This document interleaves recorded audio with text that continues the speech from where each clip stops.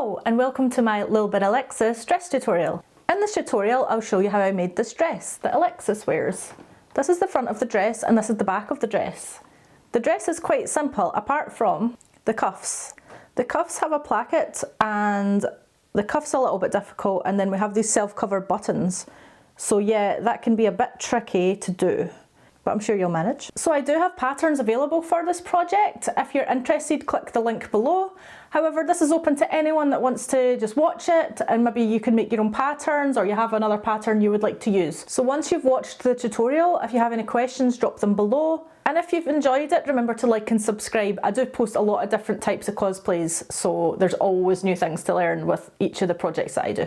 So anyway, let's just get to it. So first you want to print out all the pattern pieces and assemble. Fold the fabric so selvages are together. And pin pattern pieces A, B, C, D, E, G and I lengthwise. As a note, patterns F and H are cut on the bias. I've included a guide on how you can lay this out in my pattern. Cut the pattern pieces out and remember to cut the notches to help line everything up. I recommend cutting all pattern pieces at once. However, for each step I will show you footage of me cutting each pattern piece to avoid confusion. Before sewing the front and back bodice pieces, it's important to sew a 2mm stay stitch around the neckline and armholes of each pattern piece. The stay stitches should be sewn inside the seam allowance to stop the fabric stretching out while you work with it. The seam allowance I've used for my pattern is 5/8 of an inch to comfortably allow for stitches such as multiple gathering stitches and stay stitches. Pin the front and back bodice pieces. Use the pattern notches to help line these up.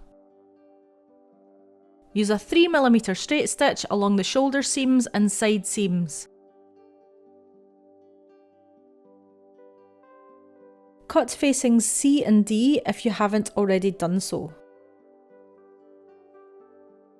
Sew 2mm stay stitches on the curves of the facings inside the seam allowance.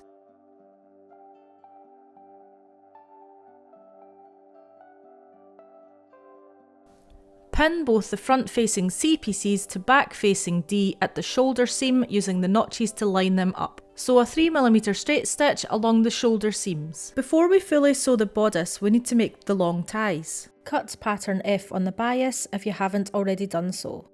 Cut a length of string longer than the length of the fabric. Place the string onto the right side of the fabric and fold the fabric over the string right sides together.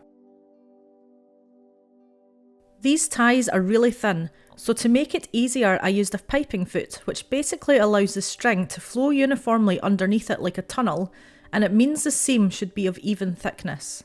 Sew a 3mm straight stitch just outside of the edge of the string. You might need to do a few tests first. Trim the seam allowance to 2/8 of an inch. Now sew a 3mm straight stitch to one end. Use the string to pull the fabric and turn it right sides out. Cut the string and now you have your tie. Pin the facings to the bodice right sides together using the notches as a guide for lining these up. Insert the ties and pin them close to the top of the bodice right sides together, just under the seam allowance. Make sure the ties go inside the bodice and not out so that when you turn it, the ties will be on the outside of the garment. To avoid accidentally sewing over the tie, you can temporarily pin it to the bottom of the bodice if you wish. Sew a 3mm straight stitch along the neckline and down the front of each side of the bodice. Keep checking underneath while sewing to make sure the tie is completely out of the way and that the fabric isn't bunching up. I found it easier to leave it open until the sleeves were sewn. You should now have a bodice which is open at the front. First, I'll explain the sleeve design. I added a placket at the cuff to allow the hand to go comfortably through the cuff area. It has more volume than a regular sleeve to allow it to ruffle both at the cuff and the top of the shoulder. Cut out the sleeve patterns if you haven't already done so. Remember that the placket H is cut on the bias. Sew a 3mm straight stitch at the armhole curve of the sleeve inside the seam allowance. Our new stitch is for gathering, so do not backstitch at each side. And leave tails on the thread for pulling. I didn't add a stay stitch here since it's getting ruffled anyway. You can see I've drafted on my pattern where my plackets will go. It should be on the side which will be at the back of the garment, so make sure that each sleeve is a mirror image of the other. Just choose the line that coincides with the sleeve you are working on. This is the left sleeve, so I'm placing the placket near to where the back of the sleeve will be. Take a steel rule and mark a vertical line using dressmaker's chalk or pen. Add a horizontal mark where the placket will stop, sew a 2mm stay stitch around this line, tapering near the top to a point, then pivoting and sewing back on the opposite side of the line. You need to sew close enough to the line but still allow room to cut a slit. Carefully cut the slit inside the rows of stitching. Make sure to not cut over any thread that you have sewn. Add a pin halfway along sleeve placket H. Pin sleeve placket H along the slit, right sides together. The centre of the placket should be placed at the top of the slit. I recommend overlapping the placket slightly in the centre so you can see it easier when sewing. Sew the placket to the sleeve with a 3mm stitch. Take care at the top of the slit, I recommend using the hand wheel on your machine. This way you can avoid the fabric puckering and have more control.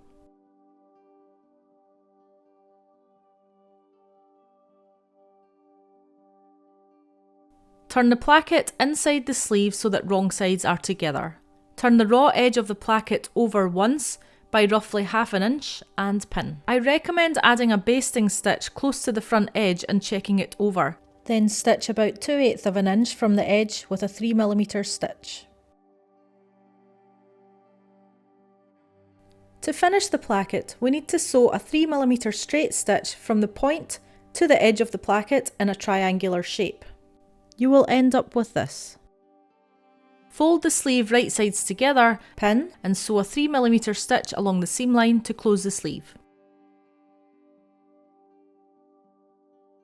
Add a pin to the centre of the curve of the sleeve. Turn the bodice so wrong sides are facing out. With the right side of the sleeve facing out, place it inside the bodice.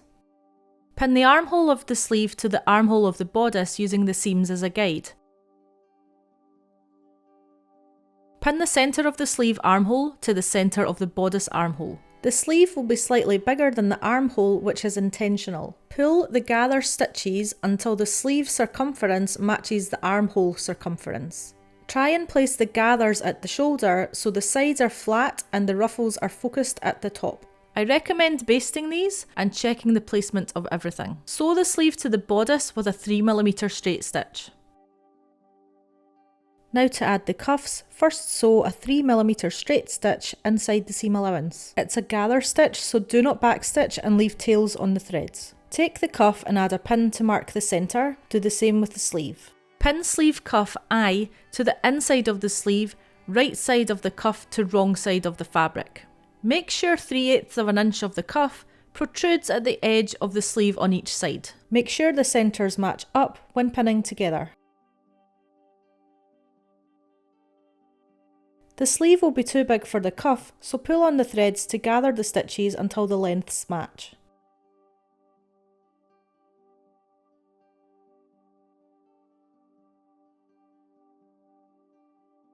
Sew a 3mm straight stitch to join the cuff to the sleeve. Flip the cuff so that right sides are together. Turn the seam allowance back on itself before pinning.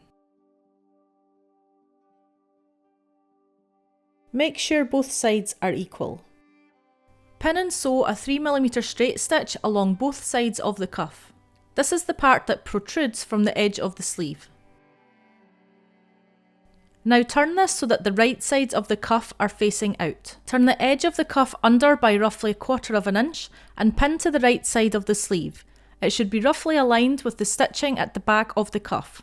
Baste the cuff to check the placement of the stitch.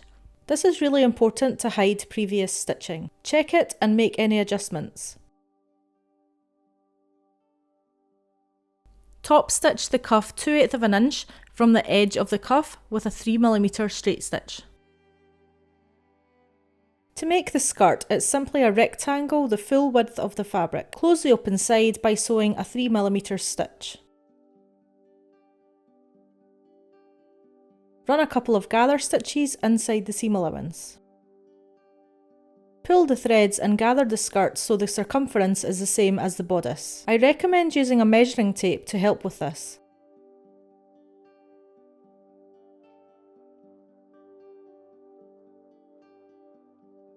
Pin both sides of the bodice together at the front and sew a length of it from the bottom up which you want to be closed. I sewed mine at 6 inches, but you may prefer to make yours different. Pin the skirt to the bodice and then baste it to check everything looks okay. I recommend trying it on or putting it on a mannequin to check. Once happy, sew these together with a 3mm stitch. Cut off any excess seam allowance if necessary. Hem the skirt by trying it on or putting it on a mannequin. I made mine 2 inches longer at the back, staggering this difference at the sides. After pinning the hem, sew with a 3mm straight stitch. My fabric doesn't fray, so it was a very basic hem. I turned mine over once and top stitched. To add buttons, first you need to choose the buttons. I used 11mm self-cover buttons. They come in 2 parts, the button and then a small ring that snaps on the back, which has teeth to grip and hold the fabric. These buttons come with a guide on the back about how big to cut the fabric. However, generally you would cut a circle 3/8 of an inch wider than the button. So in my case, I'll cut out the guide they've given and cut that out of my fabric. Sew a gather stitch near the edge of the circle all the way round. Place the button onto the wrong side of the fabric, pull the gather stitches and make sure all the fabric is compressed into the back of the button. Press on the back of the self-cover button and the buttons should now be securely and fully covered with your fabric. Place your buttonholes on the side of the cuff toward the inside of the arm. Work out the sizing and placement of the buttonhole. It should generally be 1/8 of an inch longer than the button. I have added a guide to the pattern for where I put mine. Simply place the button at the end of the buttonhole foot. Press this side lever and push the plastic until it stops at the button. Place the buttonhole foot in the machine, then pull down this hidden lever from underneath. Push it forward and now the machine knows how big to make the buttonhole. Take your time beforehand and make sure the buttonhole is going to be sewn straight and in the correct place. I also used cling film or cellophane underneath and on top of my fabric, as the pile was stopping the buttonhole sewing cleanly. I recommend doing a test, and if required then this can be done and then removed after. Use the machine setting for buttonholes.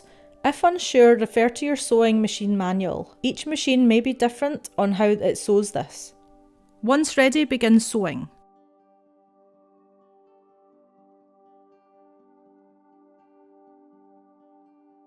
Once sewn, pin both sides of the buttonhole to avoid cutting the thread. Then use a seam ripper to add a slit inside the buttonhole. Hand sew the button onto the opposite side. You can add pins and double check the placement in accordance with the buttonhole before doing this. Double up the thread and knot it beforehand. Come up through the back, stitch several times, then put the thread through the button and continue sewing through the button and the fabric several times. Finish with a few back stitches and you're done. So that's us. I hope you enjoyed the tutorial. Remember, if you have any questions, drop them below, and if you've enjoyed the video, to like and subscribe. I'll also drop my social media links below. If you do make this project, remember to tag me. I love to see all your projects. So yeah, have fun making your dresses, and until next time, have a nice day.